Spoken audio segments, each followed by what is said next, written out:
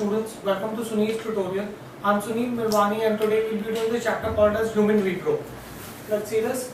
Let's continue where we had left last time. We had seen cleavage. The next thing that we will see is morula. Right? Now what is morula? It is the early stage of embryo with 16 cells in it. Can we see the diagram for it, guys? Here is your diagram. You have 16 cells in it. It is the early stage of embryo. From where do you get this? It is formed from the division of cleavage from the zygote and it is formed in the fallopian tube. Now, the outer layer of cells appear to be different from the inner layer of cells. Right? This outer layer of cells are called as trophoblasts. Here you have. These outer layer of cells are called as trophoblasts. What do you mean by trophoblast? That means it is a food layer as it helps to provide nutrition to the embryo from the uterus.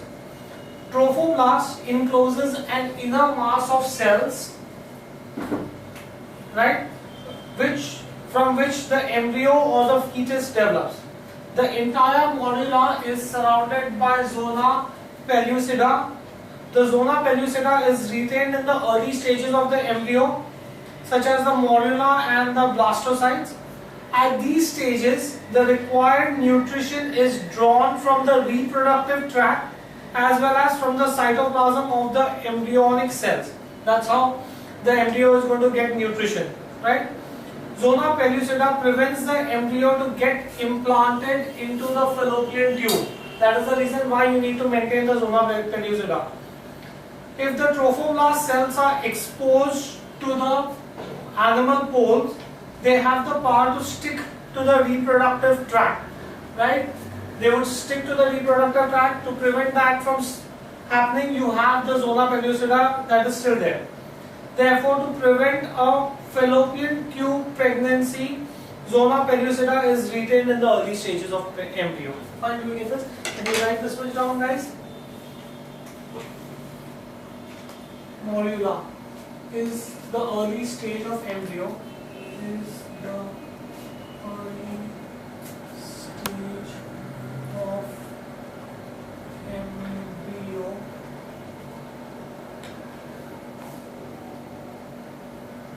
with 16 cells. Right? It is developed from the division of cleavage of zygote. Is developed from the cleavage of zygote in the fallopian tube.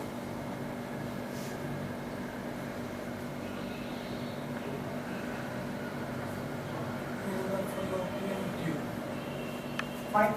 Now, the surface or the outer layer of the cells, the outer layer of cells appear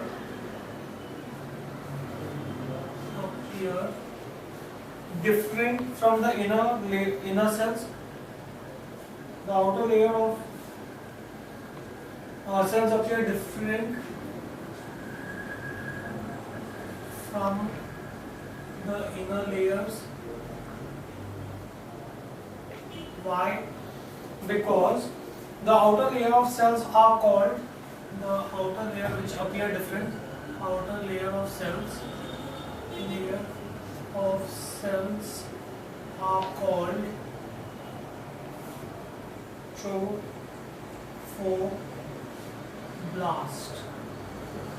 That is what they are called, right? Now, why are they different? What is the actual meaning of the word trophoblast? Right? Trophoblast means a food layer.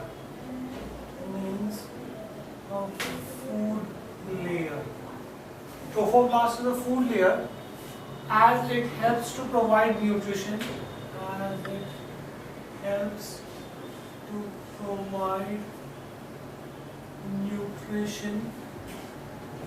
It helps to provide nutrition to the embryo from the uterus.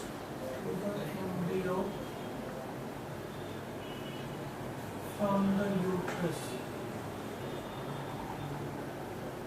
right? That's what trophoblasts do, right? Now, what is there inside the trophoblast? Inside the trophoblast, there's the inner mass of cells. Trophoblast encloses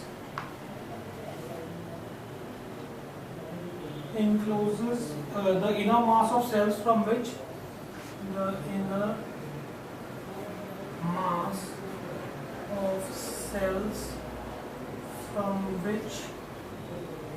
of cells from which an embryo develops.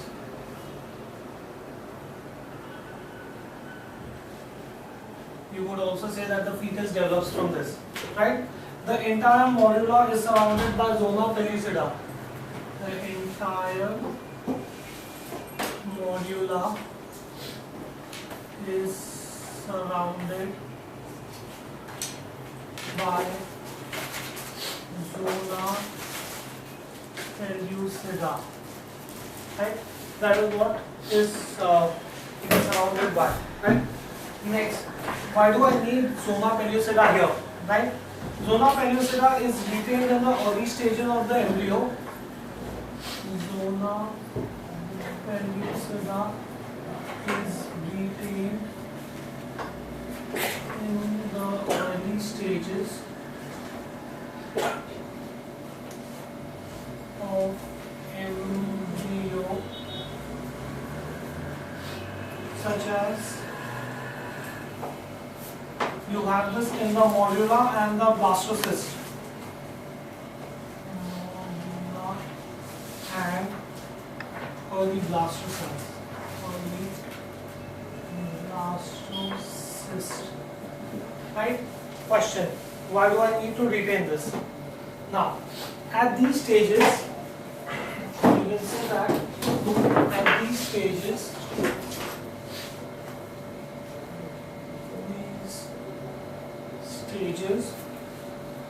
the required nutrition is drawn from the reproductive tract. The required nutrition is drawn from the reproductive tract.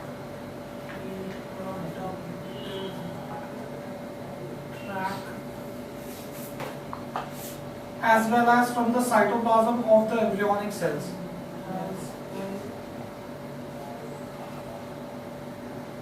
As from the cytoplasm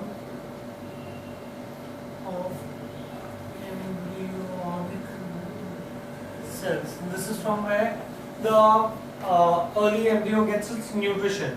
Now, why the zona pellucida? Zona pellucida prevents the embryo to get implanted into the fallopian tube. Zona pellucida prevents the embryo from getting implanted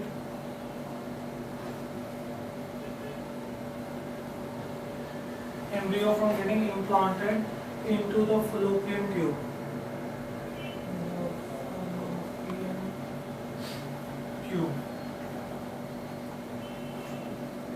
Right? Also, if the trophoblast cells are exposed,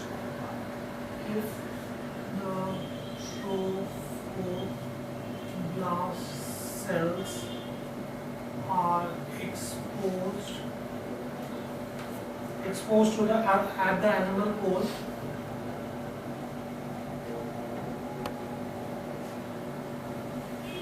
they have the power to stick to the reproductive tract. They have the power to stick to the reproductive tract.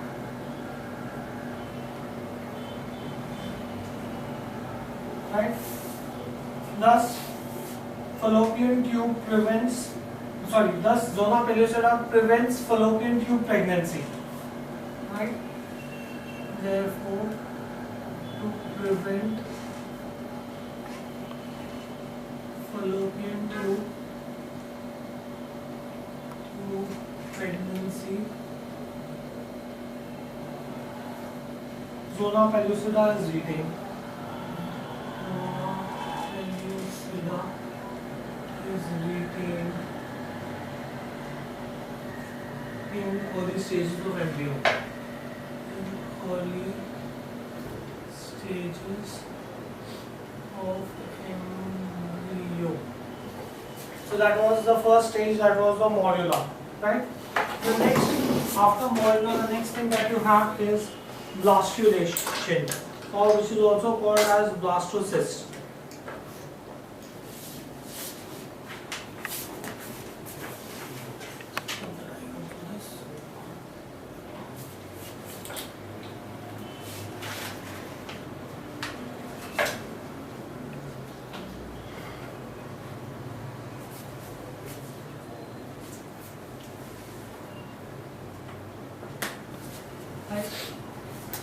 That's your diagram for blastulation or blastocyst, right?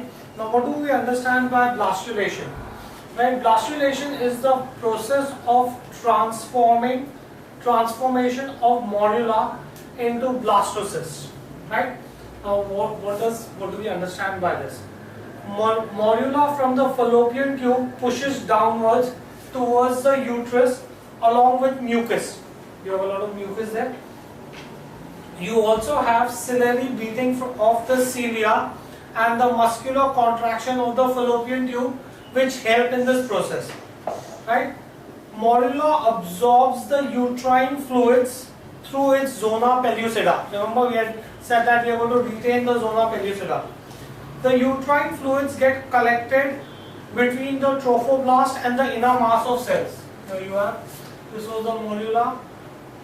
The morula, as it pushes down the fallopian tube towards the uterus, it is going to absorb the uterine fluids. These fluids are going to be absorbed by the trophoblast, and thus you will have a layer of fluid that will be formed between the inner mass and the trophoblast, right? So morula increases in size by absorbing more and more fluid. You can see here, from here to here, it has increased in size. The inner mass of cells gets shifted at one end due to the uterine fluids and remain attached to the trophoblast. Right, they are not freely floating in the uterine fluids. Now the part of the trophoblast to which the inner mass of cells is attached is called as the polar trophoblast. This part, that part of the trophoblast to which the inner mass of cells is attached is called as the polar trophoblast. And the part of the trophoblast to which the inner mass of cells is attached, we did this. Trophoblasts have become flattened by now. If you look at the initial trophoblasts, by the time the uterine fluid gets filled in them, they become more and more flat. The embryo is now called as the blastocyst with fluid cavity, and this fluid cavity is called as blastozoid. This fluid cavity is blastozoid, and this embryo which has fluid filled in it is called as blastocyst. Blastocyst shows polarity due to the presence of the inner mass of cells at one end. The inner mass of cells are at one end. The end of the blastocyst is called as the embryonic pole or the animal pole. Remember, we spoke about the animal pole when we were discussing morula. So this end is called as the animal pole. Fine, do we get this in here? Now the opposite end is called as hemibryonic pole. Fine. So what is blastocyst? Blastocyst is the early embryo which develops from the morula. It is about 3 mm in diameter. Can you imagine how small this is? And it is covered with zona pellucida. This is from where life starts, 3 mm. Right? The inner mass of cells are attached to the animal pole, and they give this mass of cells that are attached to the animal pole give an appearance of cyst, and therefore this is called as blastocyst. When will this be formed? This stage is developed on the 5th day of fertilization. 5 days after fertilization, this is what will happen. Fine, do we get this in here? So can you write this? blastulation.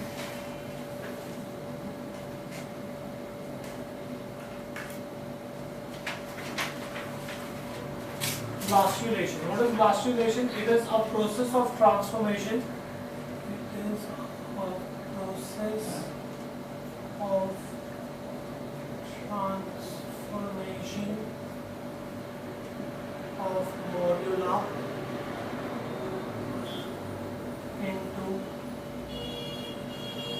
blastocyst. Right? How does this occur? Morula from the fallopian tube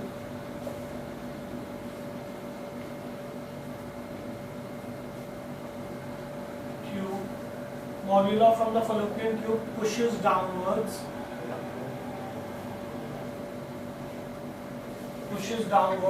towards the uterus,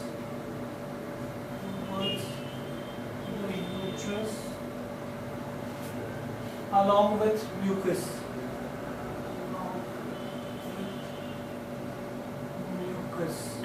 Right? You also have ciliary beatings.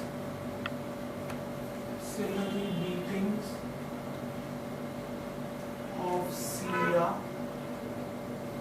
and muscular contraction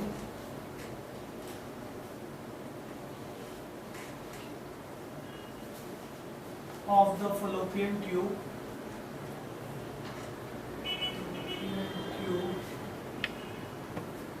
help in this process.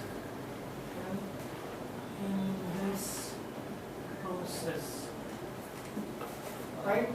Now, what will the morula do while it is moving down the fallopian tube? The morula imbibes. Imbibes means absorbs. Morula imbibes. Please remember that the meaning of the word imbibes means absorbs. Morula imbibes the uterine fluids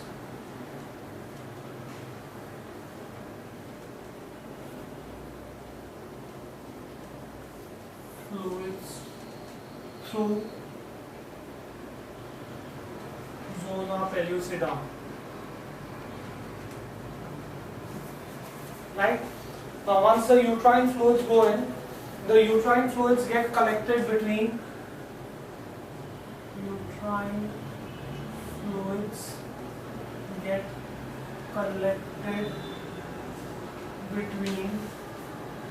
the trophoblast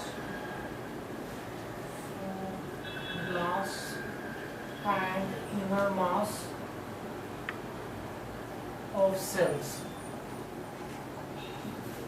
Right? Now, as a result of this, what will happen? Morula increases in size. Because of the uterine fluids collecting in it, morula is going to increase in size. Morula increases in size by imbibing more and more fluids. By imbibing more and more fluid. Right? Then the inner mass of the cell gets shifted at one end of the uterine fluid. The inner mass of cells gets shifted at one end due to the uterine fluids.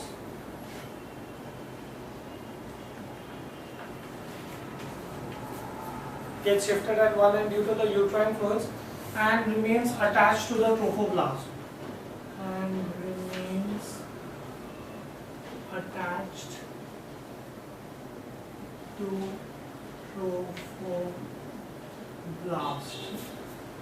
Right? Now, the part of the trophoblast to which the inner mass of cells is attached, the part of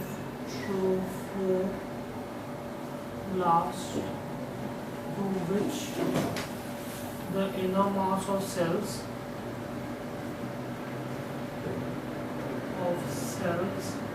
is attached. Inner mass of cells is attached. is called the polar trophoblast. Is called polar trophoblast. Right? Now, due to this fluid being filled in the morula, the trophoblast cells become flattened by stretching. Trophoblast cells become flattened due to stretching.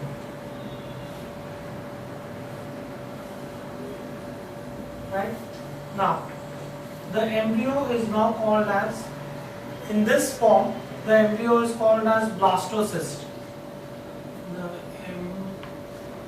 embryo is now called blastocyst, where the trophoblast cells have been flattened. You have uterine fluids and you have the inner mass of cells attached towards one end. Right? The embryo is now called as blastocyst with fluid-filled cavity called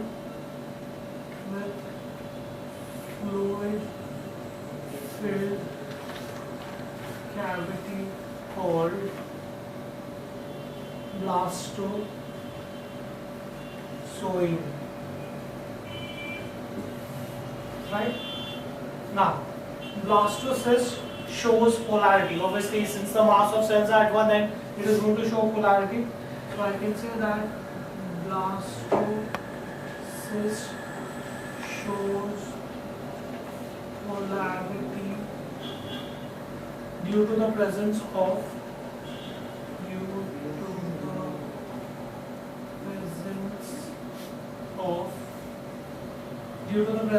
inner mass of cells.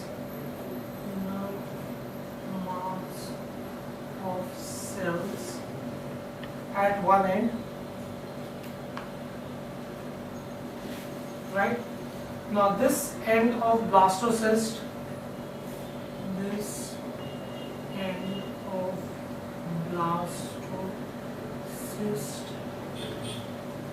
is called the embryonic pole, or it is also referred to as the animal pole. MCQ question, right? The opposite end is called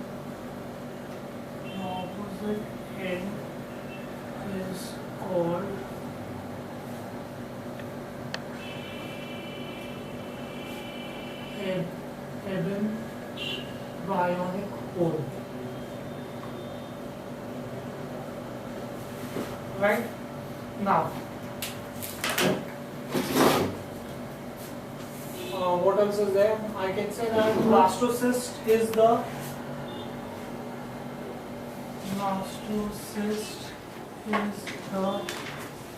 early embryo which develops from morula. Early embryo which develops from morula, right? And it is 3 mm in diameter and is covered with zona pellucida. It is 3 mm in diameter and is covered with zona pellucida. Fine. The inner mass of cells, I already told you, are attached to the embryonic pole and give it an appearance of cyst. The inner mass of cells, why is it called as a cyst? The inner mass of cells attached to the animal pole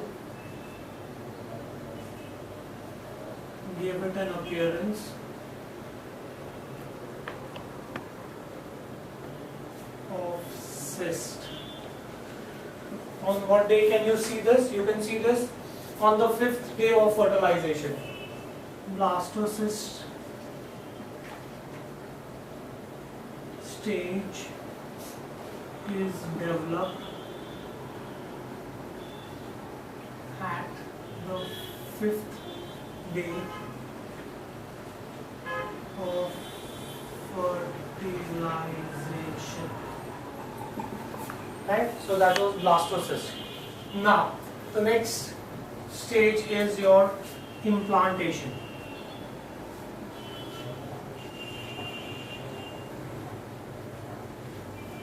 Let's try to see implantation. How does implantation take place?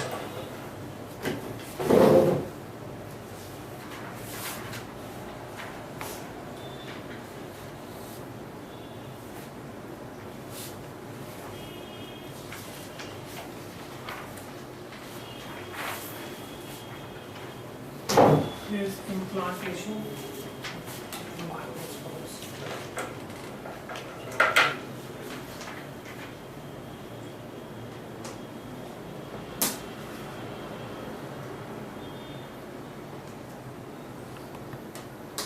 Let's see how implantation takes place. Guys, the next stage in the development is implantation. Now, implantation. What do I understand by implantation? It is a process of attachment of blastocyst deep into the endometrial tissue of the uterus for full protection and so to derive nutrition. When does implantation take place? The process occurs from the 6th to the 11th day after the fertilization. How does implantation take place? Zona pellucida dissolves, and at the site of attachment with the endometrium, so that the trophoblast merges with the endometrial cells. Right? Remember we had said that if the zona pellucida were to dissolve, the animal pole would get attached to whatever it is close to. So at the point of attachment, zona pellucida would dissolve. Zona pellucida will dissolve. Therefore, the trophoblast cells, the animal pole of the trophoblast cells, would get attached to the endometrial cell and would start drawing nutrition from to draw nutrition for the embryo. Right? So now the trophoblast, instead of drawing nutrition through the zona pellucida, will directly draw nutrition from the endometrial wall of the uterus. Right? Enzymes secreted by the trophoblast cells dissolve the endometrial wall of the uterus where the blastocyst then gets embedded. Right? They start drawing nutrition and they start giving out enzymes. The trophoblast cells, as they give out enzymes, where the enzymes are given out, that part of the uterus, the endometrial wall of the uterus, gets dissolved, and the inner mass of cells goes on moving towards the inner towards the uterus. Right?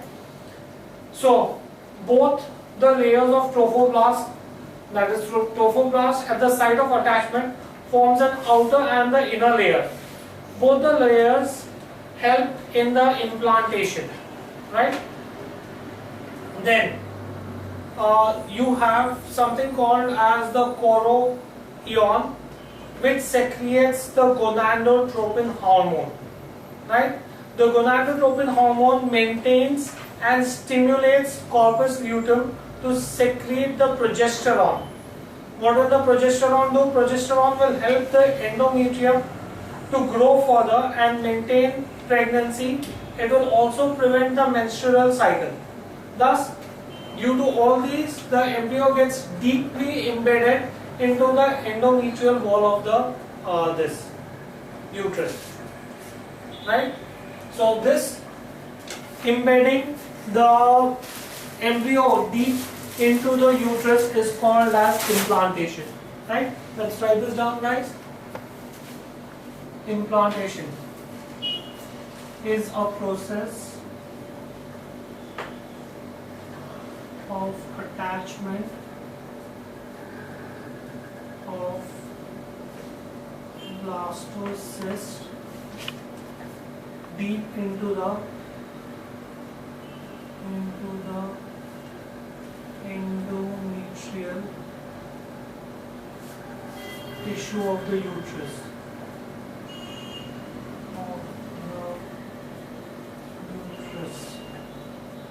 Why? For full protection of the embryo and to derive nutrition. Right? These are the two reasons for which you have implantation taking place. When does implantation take place? I can say that the process occurs from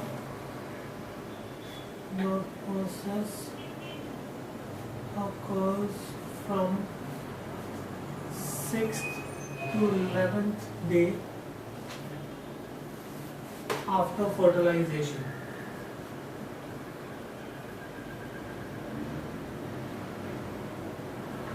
Right? That's the time when this will occur. How will this occur? Zona pellucida dissolves. Right? As soon as it reaches the uterus, it dissolves at the site of attachment. Site of attachment. It dissolves at the site of attachment with the endometrium.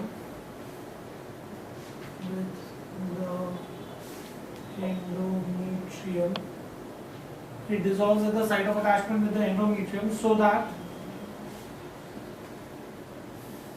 trophoblast merge with the endometrial cells. Merge with endometrial cells. So that trophoblast merge with endometrial cells to form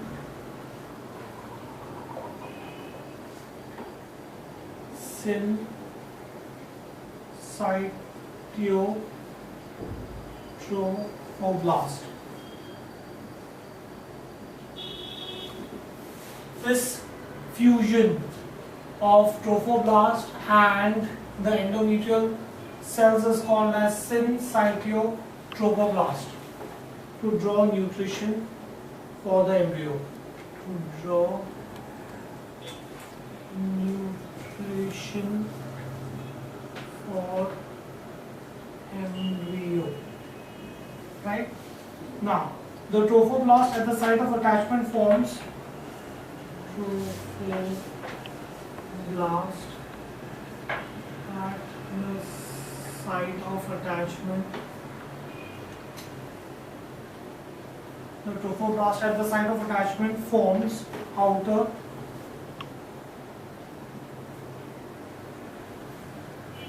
syncytotrophoblast. That's the outer layer it forms, and it also forms an inner layer which is called as cytotrophoblast.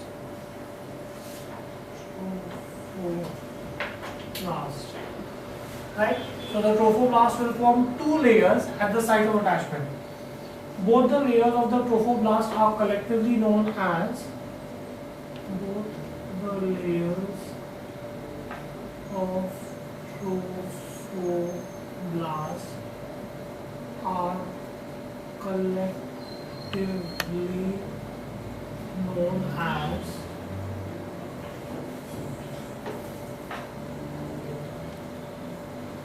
chorion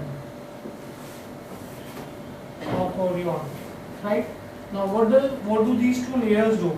These are the layers, collectively both the layers combine together to secrete the gonadotropin hormone. Chorion secretes the human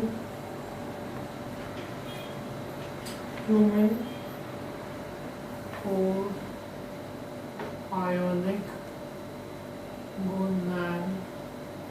gonadotropin hormone. Henceforth, I will call this as HCG. I won't write the whole thing. Human chorionic gonadotropin hormone. Right? So, who secretes this? The trophoblast forms two layers. The two layers combine together to form chorion, and it is that chorion that secretes it. Okay. Next, why do I need this gonadotropin hormone? The human chorionic gonadotropin hormone, human chorionic gonadotropin hormone maintains and stimulates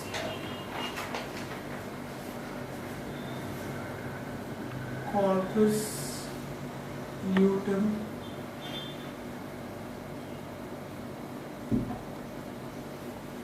to secrete progesterone. Right? Now, why do I need to have progesterone at the time of implantation? Because progesterone helps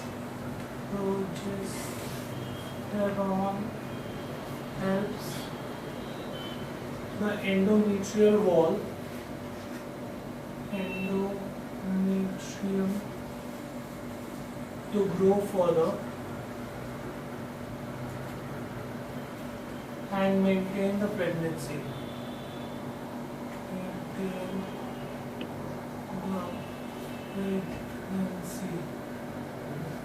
And prevent menstrual cycle.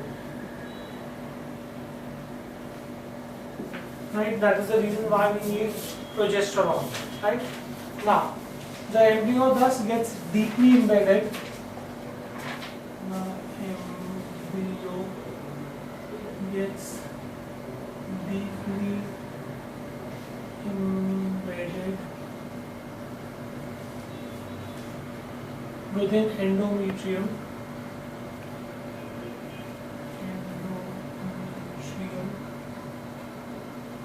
To protect it from mechanical shocks.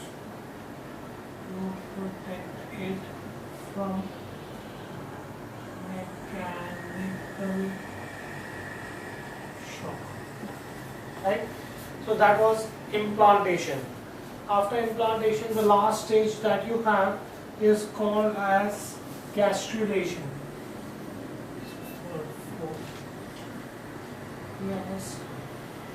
Gastrulation.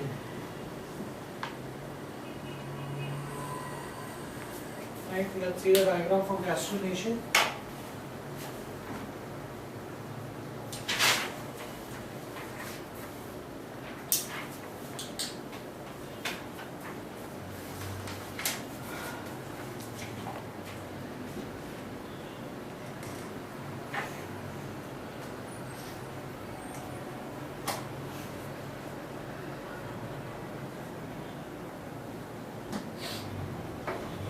Right, this is gastrulation. Now, first of all, what do you understand by gastrulation? Gastrulation starts after the implantation of blastocysts into the uterine endometrium. Now, once implantation is over, the inner mass of cells get organized into two columns. Now you have the inner mass of cells being organized into two columns, into an upper column which is called as ectoderm and a lower column which is called as endoderm. Here they are organized into two columns. This upper column is called as ectoderm and the inner column is called as endoderm. Now at this stage, a cavity develops between the trophoblast cells and the ectoderm. Since the mass of cells are no longer attached to the animal pole, there is going to be a cavity that will develop between the trophoblast cells and the ectoderm, and this cavity is called as amniotic cavity, and it gets filled with the amniotic fluid. Right? Now, what does the amniotic fluid do? It protects the embryo from jerks and shocks. Now, the ectoderm and the endoderm together form the embryonic disc, which develops into the embryo proper. This is your embryonic disc, which will then develop into embryonic proper. What is the embryonic proper? The fetus. It is the ectoderm and the endoderm that will further develop into the fetus. Fine. The cells of the ectoderm proliferate. I had explained this to you last lecture. Proliferate means repeatedly divide, right? And spread along the inner side and enclose a cavity called as the yolk sac. Here is your yolk sac, right? So the ectoderm would go on dividing further, spread along the inner side and enclose a cavity called as the yolk sac. Now the yolk sac is the non-functional part. Okay, the trophoblast cells and the trophoblast cell develops two mesoderm layers on the inner side. Here is your yolk sac. I can show you the yolk sac here. They have divided, and here you have the mesoderm layer that is developed here, right? Now, which has been developed from the trophoblast cells. Okay, the mesoderm layers are also called as the extra embryonic layers, right? Some of the cells of the ectoderm form a streak which is called as the primitive streak. Here you have, right? Now the cells of the primitive streak divide and cut into new cells between the ectoderm and the endoderm to form a third layer. We initially had the mass of cells divided into two layers. Now the mass of cells get divided into three layers, right? Now at this point of time, you will have three layers. One will be the ectoderm, the endoderm, and the primitive streak forms a layer which is called as the mesoderm, right? The trophoblast, the extra embryonic membranes, all of them are visible in this stage, right? I think I'll show you another diagram to show you all these stages.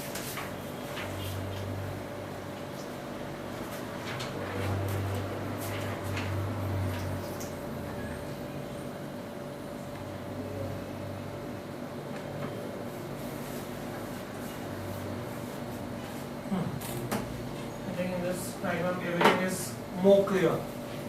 Ectoderm, mesoderm, and the inner diagram, right?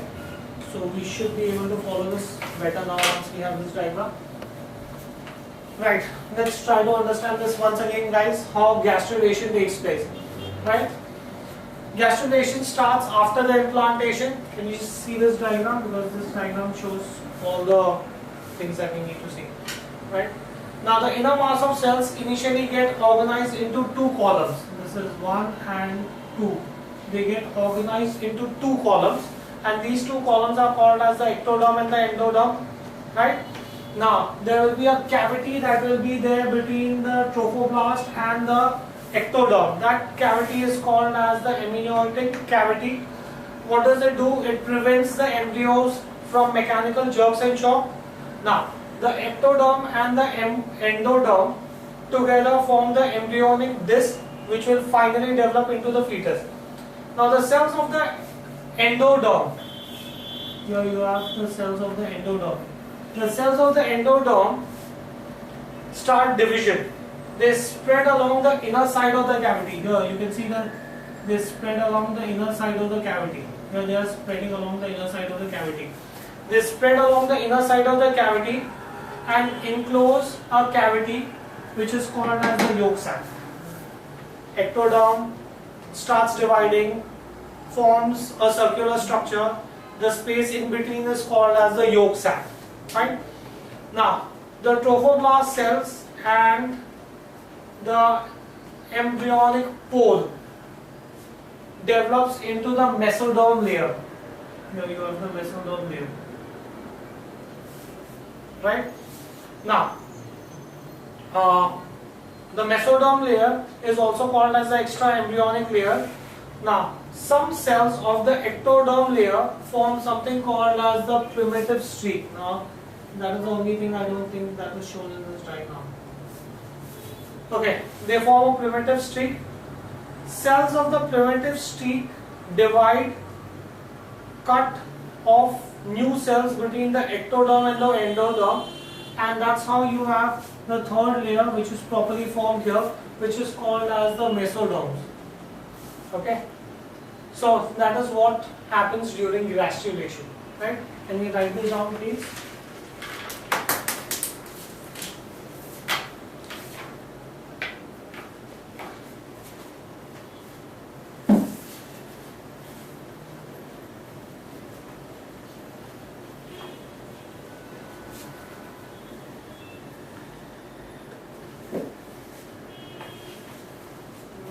write gastrulation is the process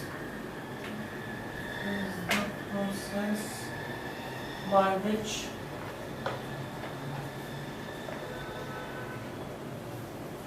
the cells of blastocyst get organized into three layers. Organized into three layers. The three layers being such as the ectoderm, mesoderm, and endoderm. Right? So this process by which the cells of the blastocyst would get organized into three layers is called as gastrulation. How does it occur? Gastrulation is basically the formation of three layers. It starts after implantation. It starts after implantation of blastocyst into the uterine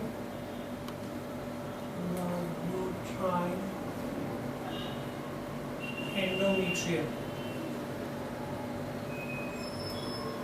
Right? Now, how will it start? First of all, the inner mass of cells get organized. Inner mass of cells get organized into upper columnar cells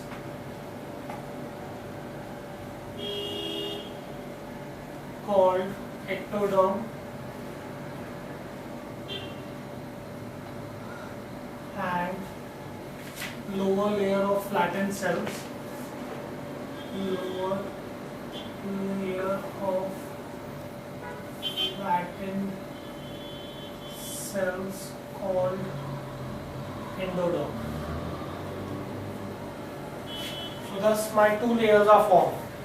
Now, as soon as the two layers are formed, a cavity develops between the trophoblast and the ectoderm. A cavity develops between the trophoblast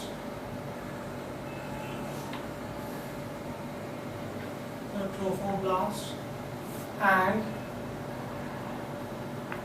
ectoderm, which is called the amniotic cavity filled with amniotic fluid.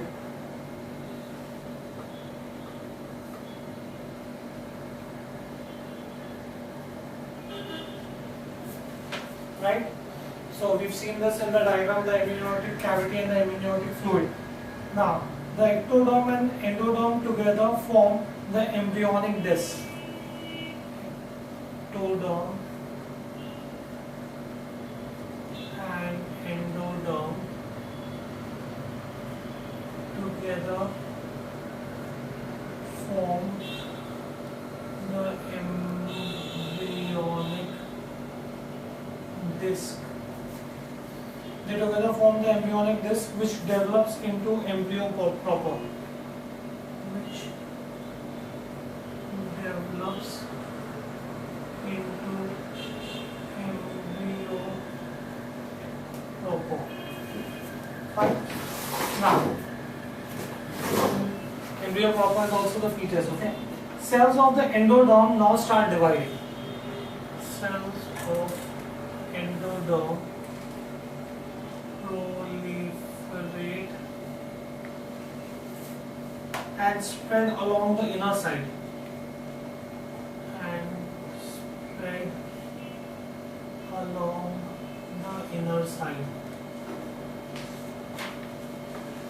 And spread along the inner side and enclose a cavity called and enclose a cavity called the yolk sac.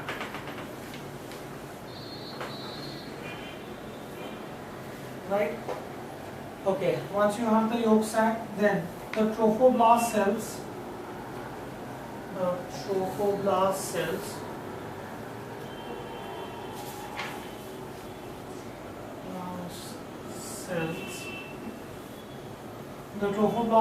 at the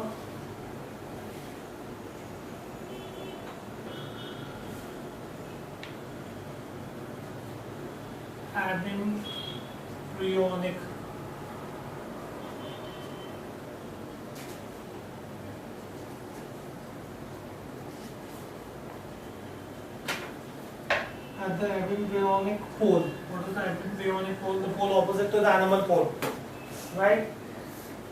The trophoblast cells at the embryonic pole develop two mesodermal layers on the inner side. Develop two mesodermal, that's from where the mesodermal layer comes. Develop two mesodermal layers on the inner side.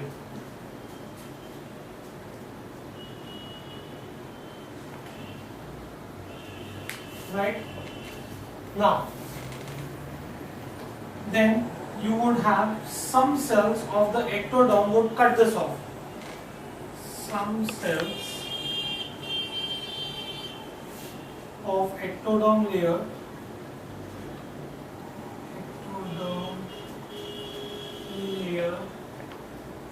form the primitive streak.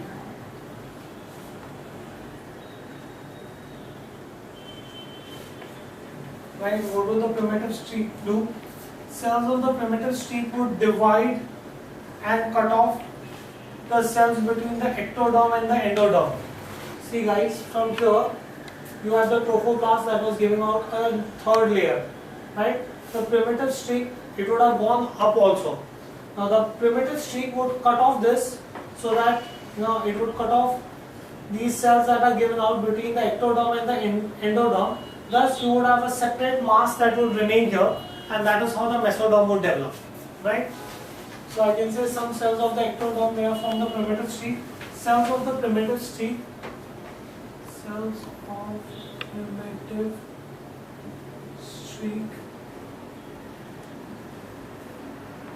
divide and cut off the new cells.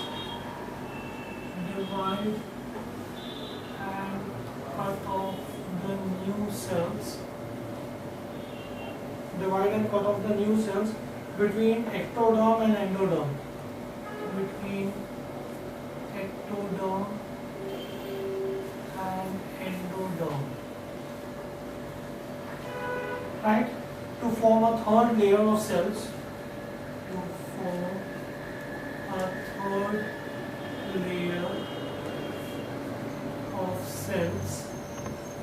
a third layer of cells called mesoderm.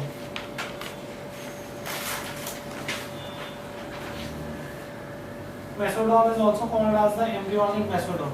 So thus I have my three layers done and gastrulation is over. So I can say that gastrula in an embryonic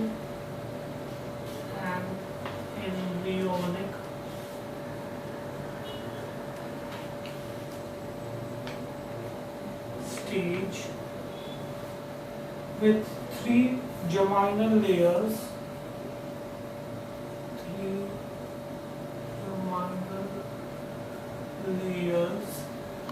such as ecto, meso and endoderm. Such as ectoderm,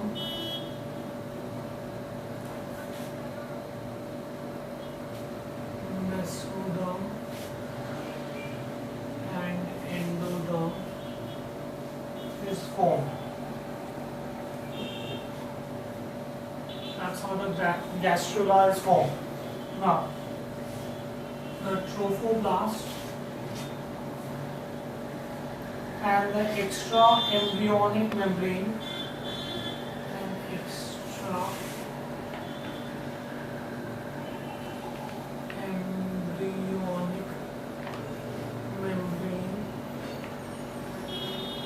trophoblast and extra embryonic membrane combine together to form the chorion, which nourishes layers during the embryonic development. Which nourishes the layers during embryonic development. Nourishes the layers during embryonic development. Right? So that was gastrulation. Next, now the three germinal layers, the amniotic cavity with the amniotic fluid is present in this. Okay, so that's what is gastrulation. Now the last thing is the yolk sac.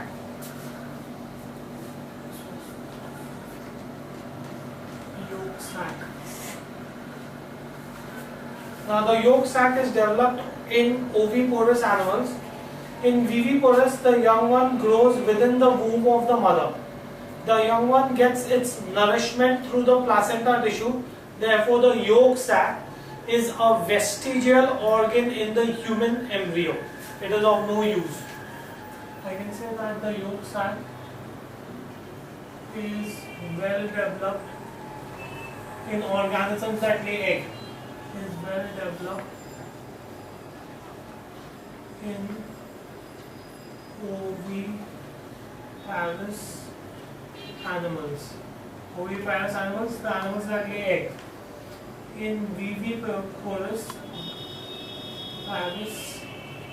the ones who give birth to young one. In viviparous, the young one grows within the womb of the mother. The young one grows within the womb of the mother. Right? As it grows within the womb of the mother, it gets nutrition through the placenta tissue. Since it is getting nutrition through the placenta tissue, therefore the yolk sac is of no use. Therefore, yolk sac is vestigial in human embryo.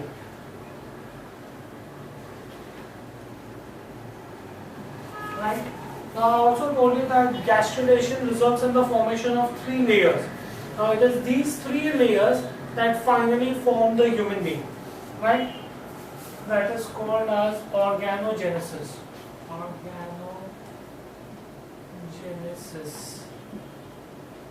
Organogenesis is nothing but the fate of the three layers, right? Now, the ectoderm develops into the nervous system, epidermis of the skin, hair, nail, cornea, and the pituitary. The mesoderm develops into the dermis of the skin, the skeletal system, heart, blood vessels, muscles, connective tissues, and the respiratory system. And the endoderm develops into the inner lining of the respiratory system, digestive tract, liver, pancreas, urinary bladder. So that is what happens to the three layers. That's how the human body is formed. Right? Organogenesis is nothing but the fate of three germ layers. Right? Ectoderm. Ectoderm develops into nervous system, it divides and develops into nervous system, epidermis of skin, hair, nail, cornea, anterior lobe of pituitary. Lobe of pituitary.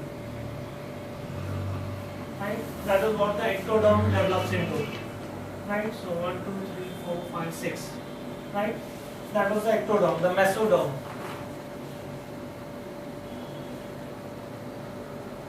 The mesoderm develops into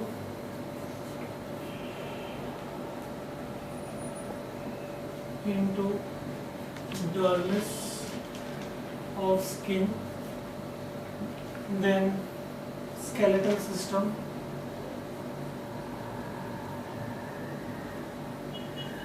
then heart, blood vessels,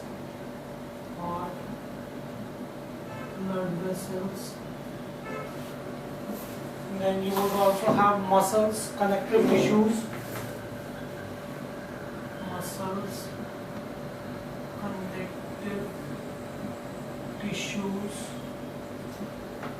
connective tissues, kidney and respiratory system. Kidney and respiratory system. That was the mesoderm. And finally, you have the endoderm.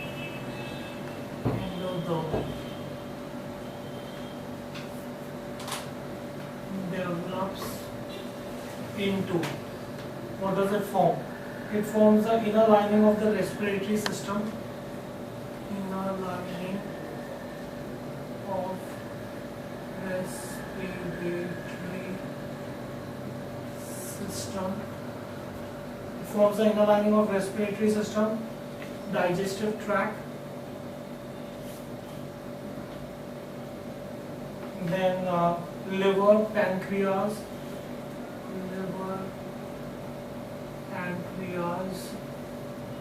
urinary bladder,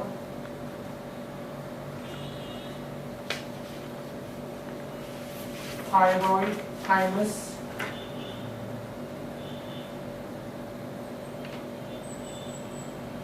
so all this comes from the endoderm, right?